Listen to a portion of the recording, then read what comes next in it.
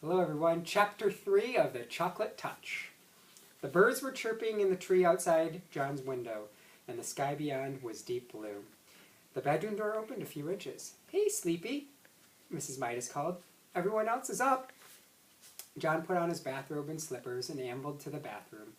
His sister Mary was still brushing her teeth, and he had to wait until she was finished. "Come on, Mary," he said a little crossly. "Don't take all morning." "Here you are," Mary said, handing him the toothpaste tube. While Mary soaped her face, John squeezed a little of the toothpaste onto his brush. The paste was pink. John made a face at his toothbrush. It didn't seem fair that he should have to brush his teeth with stuff that tasted just like his tonic. "A stinky taste," he called it. John opened his mouth and pushed in the end of the toothbrush. As soon as it touched his front teeth, he noticed a delicious sweetness in his mouth. A taste of the best kind of chocolate. He pushed the brush to and fro, and the taste seemed to grow stronger. He removed the brush. The bristles were brown. "What kind of toothpaste is this?" John asked. Mary was drying her face. "The same kind," she answered. "It says on the tube." "Blancodent," John read. It was the same kind they always had. "Why is it chocolate flavored this time?" he asked. "Boy, it's good." "Silly," Mary said. "Of course it isn't chocolate." She hung up her towel and swished out of the bathroom. John squeezed some more toothpaste onto his brush and continued to brush his teeth. Chocolate again! It was marvelous, rich, sweet, smooth chocolate, chocolatey chocolate, like a single piece of chocolate from the box the night before.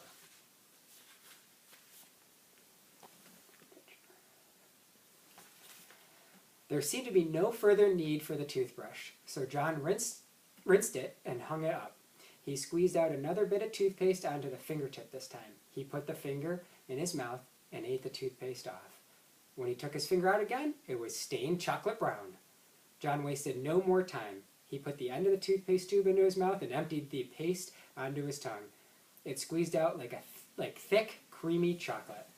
Mary looked into the bathroom. "Hey, what are you doing?" she demanded. "Yummy," was all John said. John and Mary were a little late getting to the dining room, and Mr. Midas was already on the way to his train when they sat down at the breakfast table. "John ate up all the toothpaste," Mary told their mother.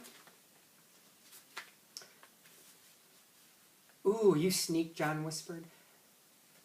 "Well, you did," Mary reminded him.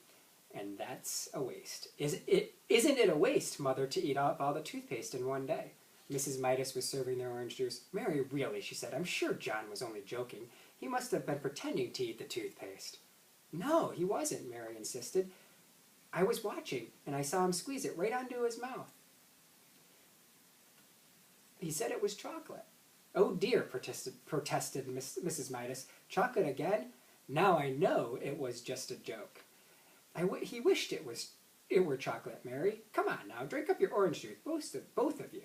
Your bacon and eggs will be ready in a minute."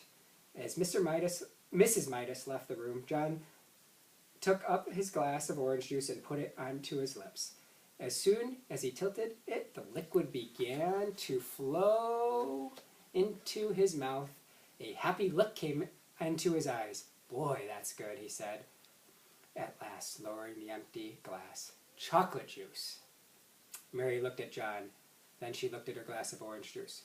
It was a bright orange color. She tasted it. It tasted like orange to her. "This is not chocolate juice," she said. "It's orange juice. Orange juice is good for you." "Yes, John," Mrs. Midas said, hearing the last few words as she carried in the tray of bacon and eggs. "You must drink your—" She caught the sight of John's empty glass. "John, you good boy. That's the first time in ages you've finished your orange juice without having to be told." "It tasted of chocolate," John explained. "All right," Mrs. Midas said. "Very funny. But don't tease Mary too much. Remember, Mary's younger than you are." John silently picked up his fork and sliced the yolk of his fried egg. The yellow broke all over the white, and he shivered as he watched it, as he always did. "I can't eat this," he told his mother. "Of course you can," Mrs. Midas said. "You drink your orange juice, try to eat your bacon and egg." John scraped up a small piece of egg and put it into his mouth. Immediately it became chocolate. Chocolate white and chocolate yolk. Both lovely, lovely chocolate. John mumbled. Chocolate egg. In almost no time, he had finished every scrap of egg on his plate. He tried the bacon. The bacon turned to chocolate too. John had never enjoyed his breakfast so much. After the orange juice he had turned to chocolate juice in his mouth, and the fried bacon and egg that had turned to fried chocolate, he ate 2 slices of chocolate toast with chocolate butter and chocolate marmalade washed down with a glass of chocolate milk. I'm very pleased with you this morning, Mrs. Midas said, as she helped John on with his coat. If you promise to eat your lunch at school, as well as you ate your breakfast, I'll give you a dime to buy some chocolates with. Oh, that's all right, John said. I don't think I'll need it. Mrs. Midas looked puzzled as she waved goodbye.